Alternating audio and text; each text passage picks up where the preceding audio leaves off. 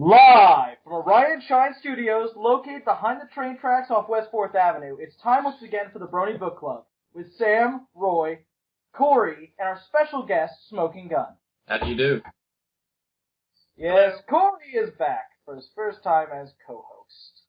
I'm here because of reasons. Reasons are my favorites. Yep. Okay then, so for those of you who do not know, our good friend Smoking Gun here is the author of Only Human, a Lyra Heartstrings production, and we'll be talking about it as we talk about slice of life fics in general. Woo! Woo! Yay. So we'll start off, as we do every week, with the interview. Well, when we actually have an author on. So, first question. What? What is your favorite tag? Favorite tag? Jesus. There's so many to I don't choose think from. that's a tag! It is, you're just not on the right website. I would have to say comedy. Nothing's better than a laugh, so as long as it's got a good laugh in it, put the comedy tag on it, it's a good read. I totally agree with that. Laugh's always good. I would definitely agree too.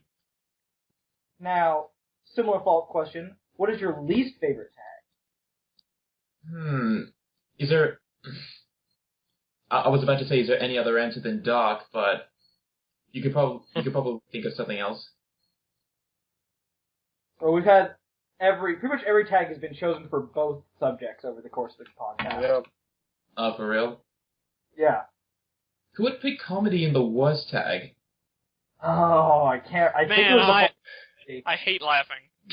It is such bullshit. I watch a show about technicolored ponies, and comedy just doesn't do it for me, mate.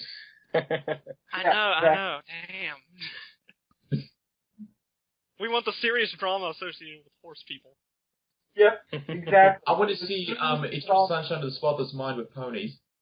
Okay, Actually, that would be the best thing ever. Oh no, There's no, a Requiem for a Dream. There's a poster of Eternal Sunshine of the Spotless of the Spikeless Mind or something. Oh like yeah. that. You just know That's someone's actually- done that. That's actually really clever. I want that so bad. I would read that. I'd read it. That's a great movie. I'm writing it right now. Do it. Okay, now, what is your favorite aspect of Only Human? I would have to say it's two things that I can't really decide between. It's Lyra's inner monologue, where she'll just mentally interrupt a conversation, and the dialogue as a whole, because I really love just having non-stop quick dialogue between the characters and having scene transitions between dialogue. You deserve brofist for that, because dialogue is my favorite part of most stories as well. I like it when people talk. Yeah. Mm-hmm. So, how did you get the idea for Only Human? I honestly was just trying to think of something new. Like, one of the things that if you need any inspiration, what you can do is you can take something that's already been done and put a completely new spin on it. Like, I came up with this idea for kind of this villain for Rainbow Dash in another story called Rainbow Doom, which she was like a pony made of crystal, where she was using the light spectrum against her. And that's actually really neat. That's actually a really neat idea. And now I've just put it out there for everyone to steal. Yay. Yeah, I'm stealing it now. This will be in Vinyl Scratch Tape Season 3. No, I wouldn't do that. No, you would never do a season 3. Corey secretly gave Newell. Corey secretly gave Newell. I can't count to Oh three. gosh. Yeah, I can't count to three. Count to 3. No. There's no such thing. Anyone want a hat? Anyone want to buy I a do. hat? Yay. I'll pay. How about a Steam emoticon? There you go. Wait, That's you where have it's to at. buy those? I think it's part of the trading system with the new cards on Steam and stuff now. If you play a game for Topical. 8 hours, you could get a smiley face. Well, I have like 200 hours on Team Fortress 2, so I should... Yeah, it didn't count until the cards came in. So you just wasted 200 hours of your life. Well, no duh. It's Team Fortress 2. Pretty much. Okay, now, who's your favorite professional author, if you had to name one? Just Or one. two. That would be Jeff Johns. Yes! Jeff Johns is awesome. Oh! It took me a moment to mentally spell the name Jeff right, so I remembered who it was. I'm still trying. I feel bad. Sam, Jeff Green Johns Lantern. is... Oh, okay. No. Well, Green he's the Lantern, guy... Flash, Justice League. Okay. Oh, Teen Titans. He did run on Teen Titans. Oh, And yeah. Justice Society of America. Okay. I know what you're talking about now. One of those. Sam, you know he's the guy who wrote Blackest Night. Okay. Neat. He is a amazing comic book author, even though he has his small flaws at times. Overall, he's pretty amazing. He had one flaw. It was Flash Rebirth. And Flashpoint. And Flashpoint, yeah. Let's not talk about Flashpoint. or That's or all. the New 52 in general. Hey, Really. I like the New 52. I like some things in the New 52. I don't like that certain things Fine as didn't happen Batman. now. I really like Batgirl. That is but, really good. I have to give that to you. Gail Simone is, like, you put her on anything and she does a good job. Secret Yeah. Six.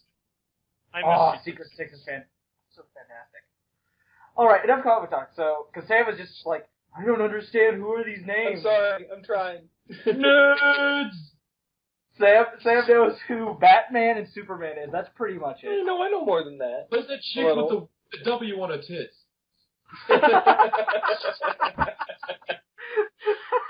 Yeah, not quite that bad. Thank goodness. Hey, how about that Man of Steel? Okay, let's not talk about that. Oh No, boy. I like Man of Steel. I liked some things about it and didn't like others.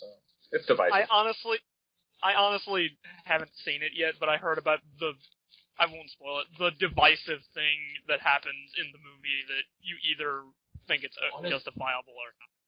Honestly, that was way overblown. When people were talking about that and the collateral damage, when I was watching it, I was like, this is nowhere near as bad as people made it out to be. It's not like he was, like, taking civilians and throwing them at Zod as a distraction. Because that's what they were making it sound like. I would buy Zod doing that. Okay, I don't want to spoil Man of Steel in case people want to watch. I haven't seen Man of Steel. For the record, I don't know how long it'll take to see Man of Steel. I haven't seen Green Lantern yet. I have it. My roommate. Yeah, no one. There's no My reason roommate to. has it on DVD. It's on the shelf, and I keep looking at it like, I have to see it so I can insult it. But Maybe It's an so, I guess. insult to the run of Jeff Johns. yes, I know. I was like, I was following it as it was coming out. Like, oh man, Sinestro's gonna be in it, and Hector Hammond. And then I heard the word after it came out. I was like, God damn it, no. As soon as I heard the It was words so Mark sad. Guggenheim and Greg Berlanti, that's when you knew it was going to be shit. For those of you who don't know, they wrote Wrath of the Titans, Green Lantern, and lots of other bullshit because Warner Brothers won't hire anyone who won't work for Hugs. Apparently. Oh, they did Wrath of the Titans too. God damn it. The Oh only man, I only hate thing that they've movie. ever done was the new show Arrow, which is actually like surprisingly fun. Huh. That looked interesting, actually. That looked Yeah, see, I never really got into Smallville, so I wasn't sure if I wanted to watch Arrow. I but loved it's good. Smallville. I saw I some started episodes watching of it a couple of years ago. I started with season 1. I was going through the show, and it just hit me after a certain amount of episodes. I was watching Buffy at the same time alongside it, and I was like, I'm just liking. I have to drop one of these because they're both insanely long. Oh, well, that's not fair. 40 minutes. And so I was like, well, I guess I'm going to keep watching Buffy. Well, one's got a Few hunch shows- again, and one's got to do his underpants on the outside. That's true. Now, I remember you said something, we were talking before the show. Didn't you have a second person you wanted to name? Yes, Aaron Sorkin. Ooh. Oh, That I sounds love familiar. Aaron Sorkin. You and I are best friends now. Yay! I love Sorkin. Do you guys know to who Aaron Sorkin is? I don't. I've heard the name, but I don't know, like, off The the top of Social my head. Network. The Social Social Network. West Network Wing. is my favorite movie of all time. Social Oh, Network the is- West Wing. He's the West Wing guy. The Okay. West Wing, yes. Moneyball, Charlie Wilson's War. Okay. Yeah, okay, Studio, I definitely... Studio 51 on the Sunset Strip, which everyone Fuck says that is bad, show. but I actually like. I liked it. Yeah. I liked it. It was okay. It was made out to be like so terrible, but when I watched it, I actually enjoyed it. Like there's some one thing about Aaron Sorkin is, like, he will make very clear what his beliefs are, and Studio 51 is, like, super guilty of that, but I kind of expected that going in, because I've seen some parts of Newsroom. It was way too soap opera-ish. But the thing about The Social Network that is my favorite movie, I was watching it and I had a horrifying epiphany, because that movie struck me in a way that no other movie ever could. I was sitting there watching it, looking at Mark Zuckerberg at the end being all alone, and I was like, ha! Look at this dude. He's just a red-headed IT student who just bitches about things on the internet, and oh dear God. Hey, like that's looking at a tomato in the mirror. It's like looking at a mirror. Wow. I've studied IT too. I work at Geek Squad, so that crushing loneliness of, dear God, what the fuck has my life become? It's straight, dude. But the thing is, if you look at a picture of me, or even just my ponytail on a film fiction, you can instantly tell that I look exactly. I look like a more handsome version of Mark Zuckerberg. Actually, yeah, I can't now that you mention that. Now that you bring it up, I guess. Yeah, that's actually pretty unique. You're I think you're the first person to just bring up a comic book author and then a TV show / film. Well, he's a screenwriter. He's a playwright. He's done a lot of things. He's extremely prolific. And he was the dude who inspired me to have such a heavy focus on dialogue, because he described it as dialogue as a song. It's music. So you're essentially writing a song whenever you're writing two people speak to each other. And so that's why I put so much focus into it. Oh. And I would also learn a lot about writing from listening to the audio commentary on the Simpsons DVDs. Oh, I've done that too. I was joking when I said we'll be best friends, but now, like, seriously, we're going to be best friends, because I've done that exact same thing. They're hilarious, because they'll go length and length, like how they'll spend hours into a joke that's in the background, and how to build up a joke and how to build a character, and it's really fascinating stuff. And it's extremely funny. Yeah, I need to actually watch The Simpsons at some point. You've never seen The Simpsons? I've never really seen What the fuck At a is certain wrong point, with you you? can stop. I agree with Alex. So yeah, what is wrong with you, Roy? I was watching Futurama. I'm sorry. You'll watch Futurama, but you won't watch the greatest animated show in the history of television. Up until season 10. Up until season 10. It's like just At a certain point... Go ahead. Yeah, just like seasons 3 through 10 are comedy gold. You cannot top The Simpsons at that point. Okay.